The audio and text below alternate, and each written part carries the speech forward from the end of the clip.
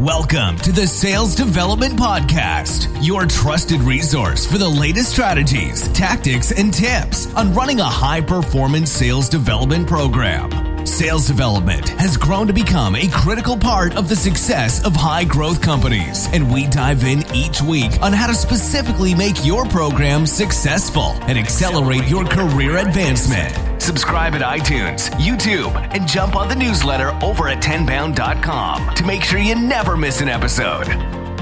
Hello, everybody. Welcome to another edition of the Sales Development Podcast. Thank you for jumping on this week. I'm very excited to talk about a topic that's near and dear to my heart and takes us up the funnel a little bit from the sales development focus that we're on, so we can get a better understanding of, where leads are coming from and how we can integrate with marketing.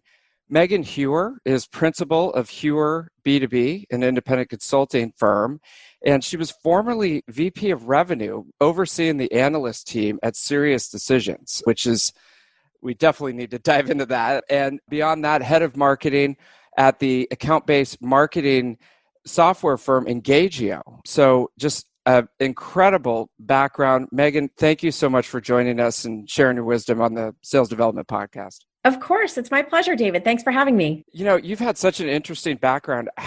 Before we get into marketing today, how did you get involved in marketing and, to these positions of running the analyst team and whole marketing departments? Yeah, thanks for asking. It's kind of an interesting journey. All throughout my young life, I was convinced I was going to be a journalist. I loved working at the newspaper all through school, all through college. I was news editor of the daily paper at the University of Connecticut that went out to 20,000 people a day. There were 20 reporters on my team in college, and I loved the work. But at a certain point, I realized by working with that team of reporters who were really good at going to all these, administration meetings and all these things, and they just saw around corners in terms of, oh, this person said that in this meeting, and they must be thinking about changing this regulation, or just seeing things that were not in my nature to pick up on. What I found is I loved writing, I loved storytelling, I loved a lot of things about journalism, but sort of the hardcore investigative piece from a negative angle was not my thing. What I loved was telling stories about people and telling stories about interesting things in interesting places and bringing attention to unusual elements of the world around us. That does not necessarily translate to a great paying job post-college or any kind of a job even post-college. When I graduated, it was a bit of a recession. So I ended up taking a little bit of a different path and getting into initially doing just kind of traditional marketing, but very quickly realized that a lot of the skills that I had gained as an English major and also doing journalism for all those years, sort of as a student journalist, work really, really well in the world of consulting, because you are interviewing people and pulling out observations and interesting findings. You're analyzing data. You're trying to tell a story back about how to fix something in a company or change something in a company. So very quickly, I ended up applying that in consulting roles at Gartner. And then I did end up going back to business school to get some professional qualifications for actually being able to be a consultant, like, accounting, finance, all that sort of stuff. But I found then after that, I went back into consulting for a company called the Peppers and Rogers Group that did amazing strategic customer experience and customer value consulting. I spent some time at Satmetrics helping to deploy world-class customer loyalty surveys, net promoter score survey programs, and customer experience enhancement programs. And then I also spent some time as a practitioner in marketing operations, marketing strategy, and ultimately very account-based marketing settings, kind of taking those same consulting skills to work, but applying them as almost like an internal consultant to helping solve marketing problems for different kinds of companies, small and large, from venture-backed startups to Fortune 250 kinds of companies. And ultimately, though, that led me back to saying, those things that I really loved about consulting, solving problems and digging into understanding different businesses and how to help them perform better. That led me to SiriusDecisions back when it was a small and fast growing company of 12 people back almost 12 years ago, or actually it would be about 12 years ago now. Joined them and really helped to build up their amazing body of work and analyst team all around everything B2B. everything that you need to be successful. And again, those same kinds of things that make you a good journalist, make you a good consultant, make you a good analyst, wanting to understand and break down problems into component parts and then show people how to use those frameworks and models and tested solutions, because we were all practitioners before we were analysts at Sirius, how to go apply them in the real world. And that's what I did for more than 10 years until we built the company up to the point that it was acquired by Forrester a couple of years ago. And an opportunity arose from there to go back to being a practitioner in the account-based marketing world at Engagio. And I couldn't resist the opportunity to just jump back into getting my hands dirty as a marketer in this incredible market that we're in, where people are really shifting to account-based models, and taking that and applying all that I'd learned over all those years to saying, how do we help build great tools for marketers? And of course, Engagio was acquired by Demandbase a few months back. And I took that opportunity to go and say, hey, you know what? I think I really just want to go back to my roots and back to consulting and back to helping companies really understand how to put marketing's toolkit to work for them, no matter what their business model is, be it services, technology, other areas. So that's a circuitous description of a background, but it really just comes down to, if you can write and you can think and you can ask good questions, you can do anything. It's amazing. The skill of journalism is so applicable to what we do in marketing, it seems. It is. And really, if you're a good marketer, you've got to be a good storyteller, and you've got to be able to take pieces from all over the place and integrate them together into something that makes sense, but also something that speaks to people. And the best journalists can make you laugh, can make you cry, to use that old saying, I laughed, I cried, it became a part of me. But that's what great storytelling, great journalism does. And that's what great marketing does. It gets your attention. And I love, the shift that we're seeing in B2B now towards marketing that tells it like it is, that's plain spoken, that addresses people's problems in a clear and specific way, but that also brings a great deal of humanity and, God forbid, even humor, right?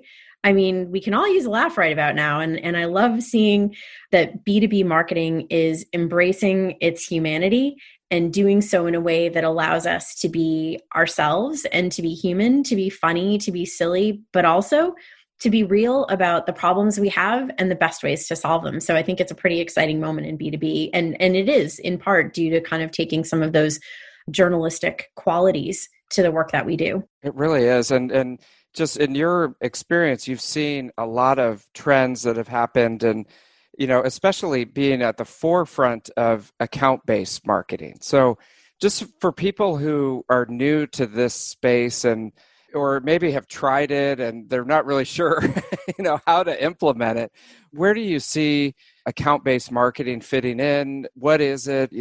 Is it for small companies, big companies? Give us the lay of the land with account-based marketing. Yeah. I started doing account-based marketing probably, I don't even know how, more years ago than I care to admit, decades at this point. But then it was kind of just called marketing because the companies that I worked in as a practitioner, but then also some of the consulting work I did, always started with the idea that you have a defined universe of companies who can get value from what you're selling, that some people in the market are more likely to want to buy from you and more likely to get value when they do buy from you. So by beginning with saying, who are those companies? And then who are the people in them that I need to reach who are going to be part of making a decision to buy what I sell? And then who's going to be part of deploying whatever it is that I sell or using what it is that I sell post-sale? And what do they need? And if you start with that understanding, then, and if in your company you talk about things like product market fit and total addressable market and ideal customer profile, all of those things come from that basic idea. And that is an account-based model. It simply says there is a defined universe, however small or large it is, of companies who can get value from what it is I sell today. And that's who I need to reach. And that's how I'm going to start. Basically, the way that I talked about it years ago, and I think it still holds true, is it's a combination of a math problem and a personality test. The math problem, right? I like that. Okay. Yeah. So the math, thank you. I think it helps, because you kind of want to break it down to something that makes sense to people. And the math problem piece is simply that, you got to define universe. How many companies out there do you think are the right companies to sell to? And As my wise boss at SiriusDecisions said many years ago, the Fortune 500 is not a market segment. It's a list of companies. You need to say, now the Fortune 500 has such diversity in it. Not all of them are going to get the same value from what you sell. So you want to go in and say, okay, what kinds of companies, what vertical markets, what sizes of companies, what characteristics of companies do I need to be in place? What things maybe do they need to be working on to get value from what I sell?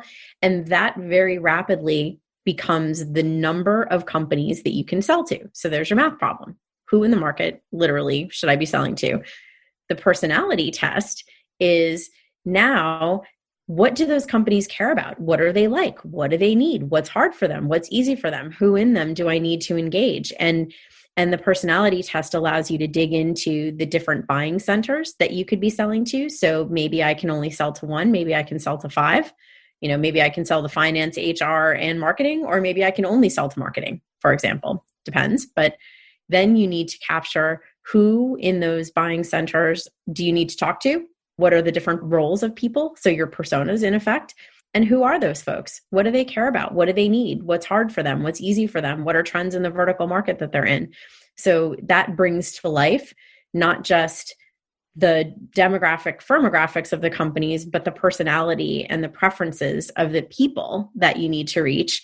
And when you do that, then you can start to say, how do I tune my marketing to reach the right people in the right companies with stuff they're likely to care about, and to help my sellers do the same? That's at the heart of an account-based model. It starts with who. Got it. Okay.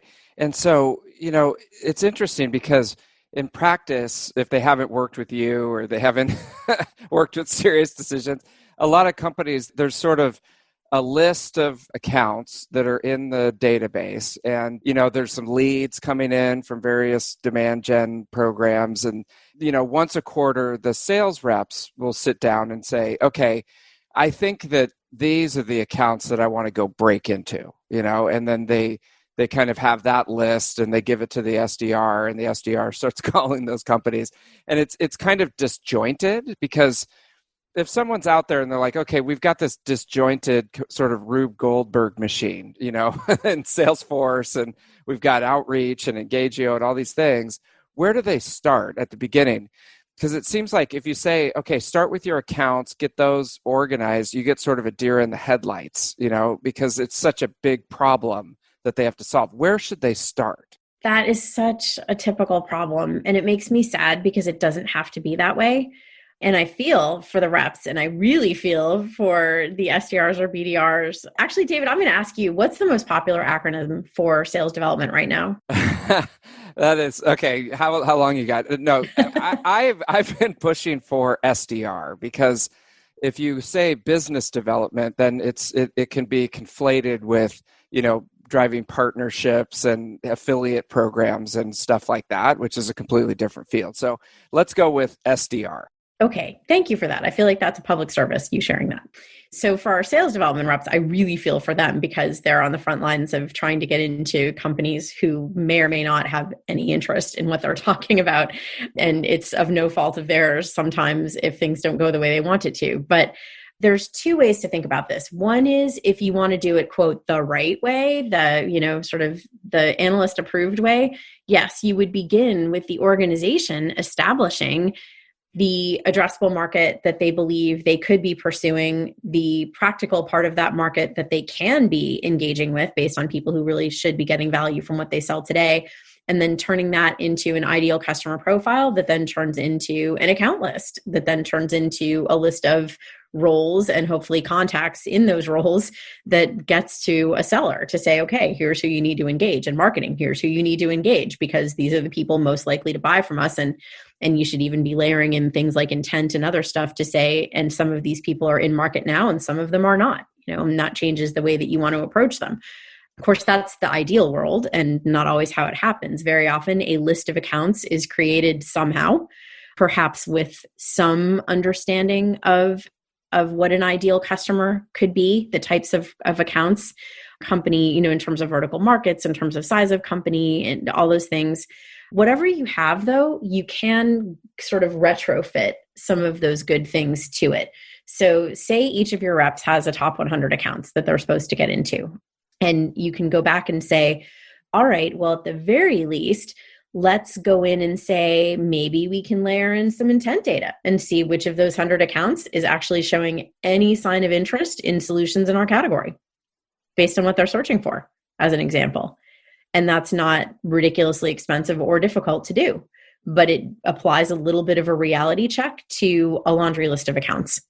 The other thing is just to narrow them down based on firmographics. Some companies are more likely to buy from you than others. And then, of course, some of those accounts may already be in market or may already be in funnel. So if you're already engaged with them versus you're not engaged with them at all, you can treat them differently. But finding some way to take that list and not treat all of them the same way, because there are ways to differentiate even within a not very well constructed account list that can help you help your reps and your SDRs focus on the accounts who are more likely to want to buy in the near term, and then help marketing understand for the other accounts, or well, for all of the accounts, you shouldn't just stop at the top of the funnel, but in particular for accounts who are farther out kinds of prospects, are there cost effective and less labor intensive ways than applying a sales resource to try and engage them in those early stages? Got it. And so question for you is, I've got a theory that the org chart is kind of set up not to necessarily support alignment across the go-to-market spectrum. The way it's like we inherited the org chart from the industrial era of, having all these different silos of, you've got the marketing team, the SDRs, the sales team, and customer success. But it's like, do you see any innovation or, who's supposed to be in charge of this? Because in reality, when you go into organizations, a lot of times everyone's sort of operating in their own silo and they're not collaborating to the point where they can do something like this. Oh, you're so right. That is an unfortunate thing. And I also think you're very right about the fact that the org chart came from a much earlier era where marketing wasn't a strategic component of the business. Now, interestingly, if you look in the B2C world, marketing is a very strategic element of the world over there. And they're almost like, if you've got a brand manager, they're like a GM of a business, right? That's a big deal. Unfortunately, B2B's been a little bit slower to sort of think of marketing in that strategic sense.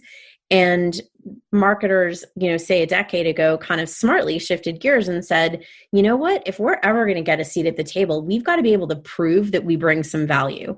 And the fact that we put on 15 dinners and produced a bunch of content's not going to do it. So we're going to need to link ourselves to pipeline and leads. So we went through this like really lead-centric, demand-centric period in B2B. And the good thing it did was it got marketing a seat at the table, because especially when you had marketers who were super good at demand, leaders who were really great at bringing those leads to the table, they showed a pretty significant contribution to revenue. And, over the decade plus that I was at SiriusDecisions, the thing that we, tried to be a really strong voice in the market about was the idea of sales and marketing alignment. So getting those two functions that could be very siloed to work together and to be part of a revenue team that began with an understanding, in my world, of accounts that you need to go after. But still, those silos persist, and there's still this kind of sense of competition almost between sales and marketing. Like if marketing brings over a lead to sales, sales doesn't always want to accept it because they don't want to look like, well, I should have found that lead. Marketing didn't, I don't want marketing to get credit for finding that lead. It's this sort of weird behavior that has led to some bad habits and just some old habits that are definitely dying hard, to use the old saying.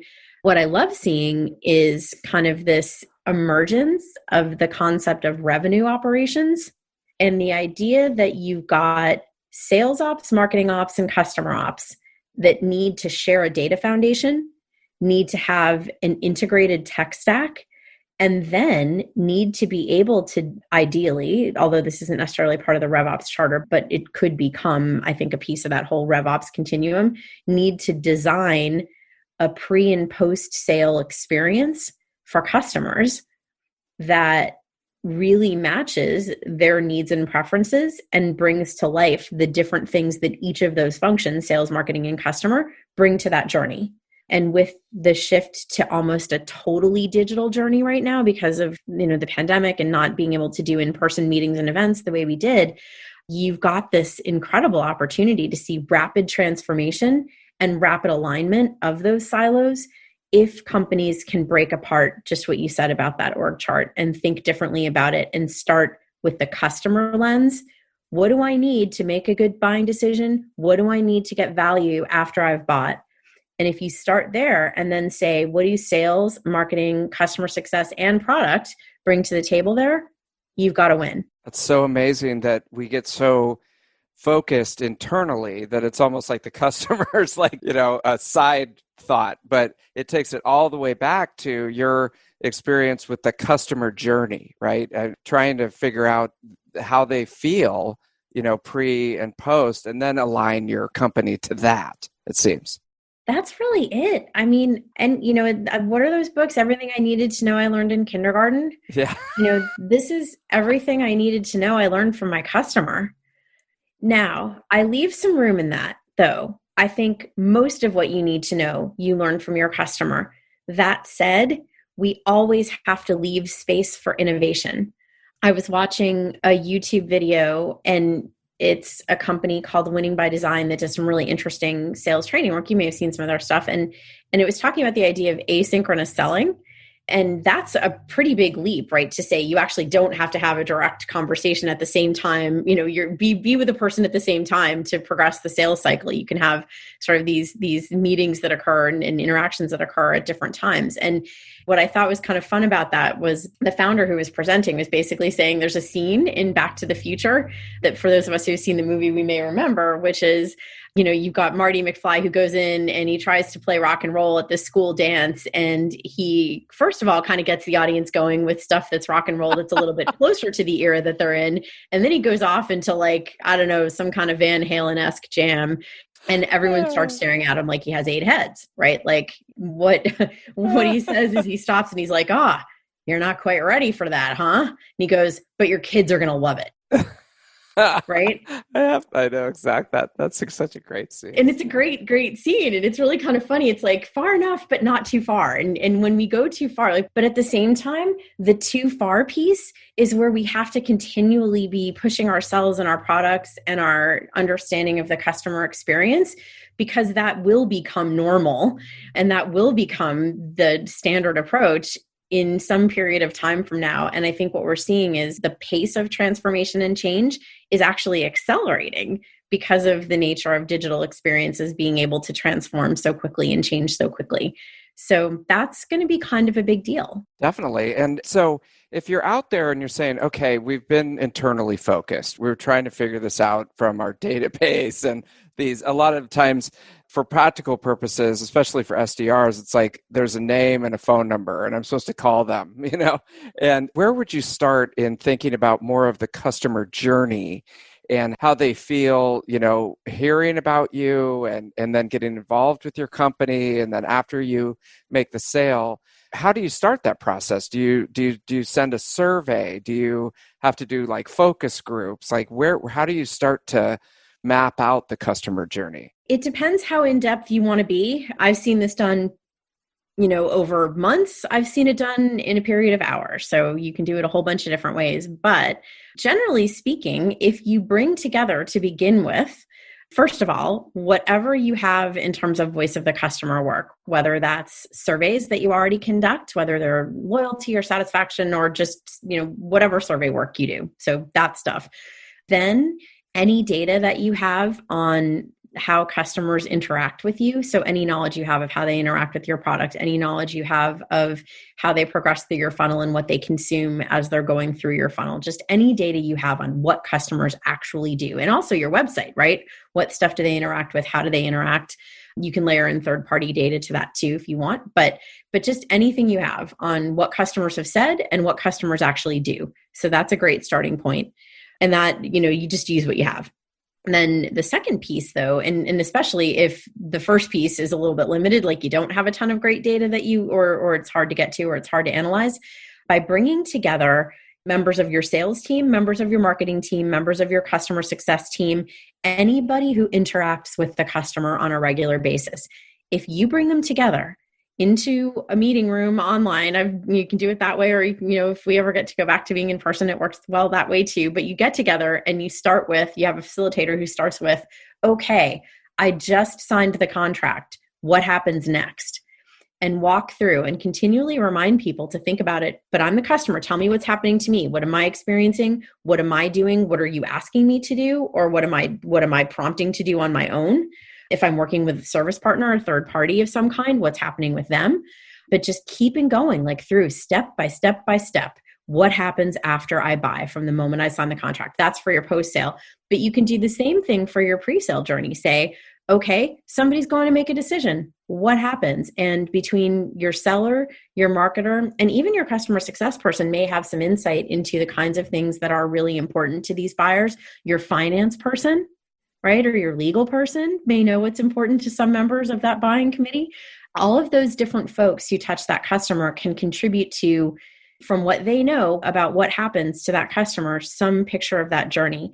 And you can capture that and then use that to start to plan out, well, gee, how well are we doing at each of these steps that the customer has to take? And if there are some places where, say, sales is kind of carrying the ball, but marketing's not helping, could marketing be helping? If there's a place in the post-sale where customer success is kind of flying blind and they aren't being given a lot of resources or content, so customers have a hard time taking that particular step in onboarding or getting a new module set up or whatever it could be, depending on your product, what could you do to be contributing to make their lives easier?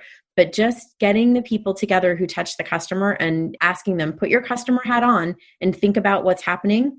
You can do that. And then, of course, you can interview customers. That works too. But I'm trying to think about, if you don't have a lot of time and don't have a lot of money, what can you do? These are all things that are time, but not a lot. It doesn't have to be a lot and doesn't cost any additional money per se. It just takes the willingness to really put your customer hat on and think through that journey in a very detailed, stepwise fashion. Got it. And then, so I'm thinking the goals might have to change then for the team, because they're thinking about how many people I talk to, how many calls I make, how many emails I send, like all this stuff that has nothing to do with anything that you're talking about with the customer journey. So should we be changing the goals of the team so everyone's more aligned?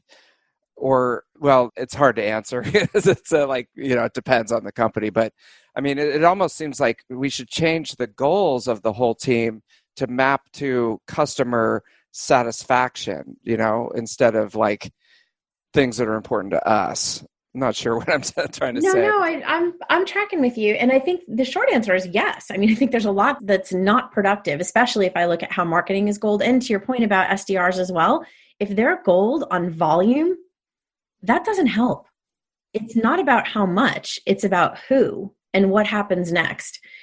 And the same thing with marketing, right? If you're getting rewarded on volume of leads, but they're useless or they go nowhere, then it doesn't matter. Like, it's just not helping. So it really does go back to, first of all, starting with who do I want to engage and what do I need them to do? And if that's pre-sale and I've got my focus on, this set of accounts, what I want to be able to do is understand where they are in their journey and the most helpful, useful thing I can bring to them at that point in it.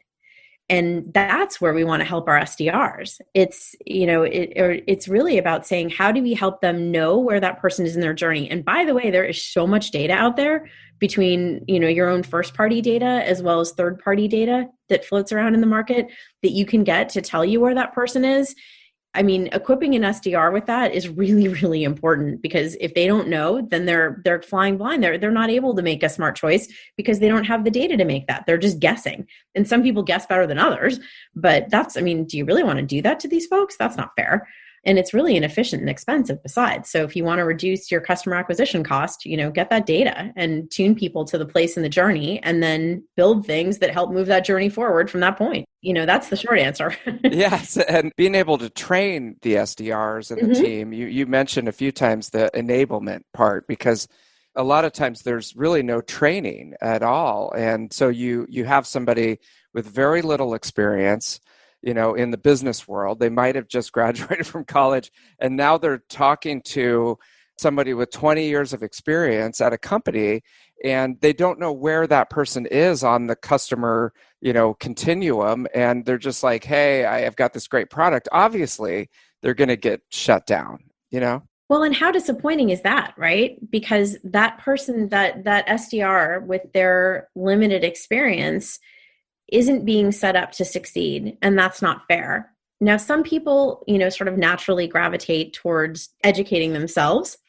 but that's an awfully risky assumption if I'm leading a team with a diverse group of people on it who are often earlier in their careers and don't have as much to draw on. So it's my opportunity as a leader of that team to really help them understand, what homework should I do?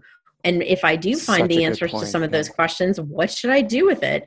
And what are examples of people who've successfully broken through, what's working? And one of the things that I loved from an analyst that I worked with at Sirius years ago is he had this idea, if you help more of your, I hate to refer to them as this, but your B players, people who are close but not over quota, let's call it, or within shouting distance of quota, look more like the people who are over quota, just by emulating their behavior and leveraging some of the same resources and assets that those players who are over quota do, then those people who are not over quota are going to start looking like they're over quota because they're following the playbook that is successful. And I think if you can help more of those folks who are close but not there yet do that, that's great for the business and great for them too, because then they've got a playbook and then they'll bring their own ideas and innovations to it, hopefully as well. But at least you're giving them a foundation that works, and then helping them execute against that playbook and coaching them to the behaviors that are more likely to make them successful. And in return, the customer successful because they're getting the help they need to make a good choice. It's a really interesting thing. And if folks are out there, I think about this a lot. If you're a new SDR and you're trying to get into the industry, do you go to a startup who doesn't have any playbook, and a lot of it's going to be on you, or enter into like the Salesforce or LinkedIn, Oracle, SDR machine where they have very smart people, who have figured out a lot of this, and they're going to plug you in and you're going to be really enabled. And I almost go to the side, I would take the job at the big established company for a few years, just so you can kind of see what it looks like. And then if you're interested, go out and do it yourself. But I love your point about that self-education is so critical, because most companies are not going to have it set up like this for you. And I think it's why you've been successful in your consulting, because they need you to come in and do this. I have a question, and terrible segue, but so it feels like to that end that there's a lot of information out there, like the content marketing field has exploded. So there's a lot of information for SDRs. There's a lot of information for SDR managers. And one of the things that I really liked about SiriusDecisions was that they kind of took a lot of confusion and like content and all this confusion that was out there and made it into very clear frameworks that you could use and use those moving forward. And then if you needed help, you could contact an analyst and have someone help you more specifically. And I'm interested because you started there when they were very at the beginning and were very instrumental, it sounds like, in bringing them to the point where they were a successful company. Do you think that business model still works today in the way that content is distributed? There's so much free content, but it seems like we really still need a SiriusDecisions, to help us guide what's good content and what's fluff, and what are some simple frameworks that we could use at any company. Do you think that that's still a valid, business model, or has it changed? That's a challenging question, because I think the short answer is yes, it has changed. But at the same time, it is still a good business model with some caveats. You are 100% correct when you say that there is a lot of content out there. And you know what? There's a lot of really good content out there. One of the things I said to my team at Sirius very often was, our competition isn't other analyst firms. Our competition is free. There is so much in the market that you can get for free that whatever we produced had to be better and more meaningful and actionable than what they could get for free from others, or the combination of what we created plus the ability to have an analyst act as sort of your personal coach to make use of it was what had to be worth more than what's out there for free, right? And I think that's still the case. Any information business has to realize that whatever they're producing had better, stand out considerably and be worth money compared to what people can get for free, or they're not going to be in business very long. It's just not going to work anymore. So that's one thing. But I think the other piece of it, the thing that helped us at SiriusDecisions, although interestingly, I think we sort of got lumped in with other analysts on this one later on, was we only hired practitioners. So all of the analysts who were on my team had done the jobs that they were advising about. It's not like we hired people who'd only looked at it from an academic perspective or people who didn't have a lot of experience as practitioners, but who could do great research. We didn't hire that way. We hired people who'd done the job who now wanted to shift over to coaching rather than doing. That's why I think we were able to produce frameworks and models that people could really use because they were created by people who had done the work. So they were saying, what's the best of what we're learning from all the different companies that we talk to out there about what's successful for them? What's the best of what we know about what worked when we did it ourselves?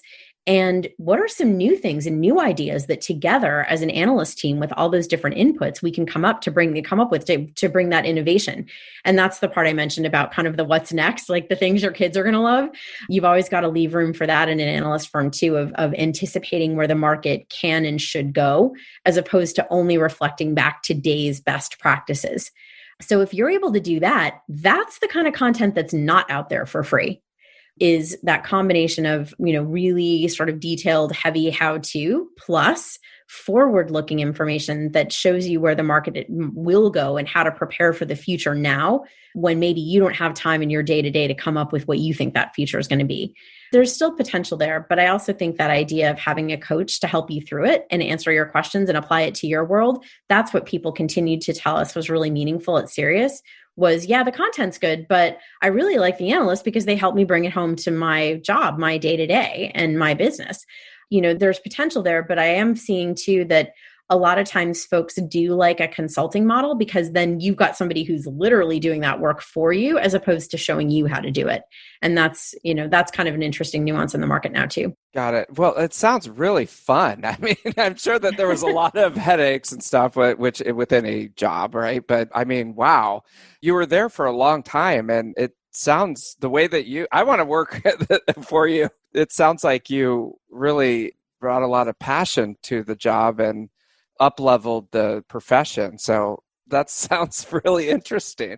I don't hear a lot of good things about working at, consulting, like your traditional Big Four, type of consulting firms. It seems like it's kind of a burnout job for, young MBAs who do it for a few years and then just run out and do something else. So anyways. Well, and you know what? To be fair, I was one of those, and it is that kind of a job. Yeah. You can't replicate the experience you get basically getting dropped into business situations where you're punching way above your weight in terms of the work that you're doing and the access that you have to strategic decisions within really interesting businesses. So that's kind of cool about it. But what you give up in return is, your entire personal life. Right.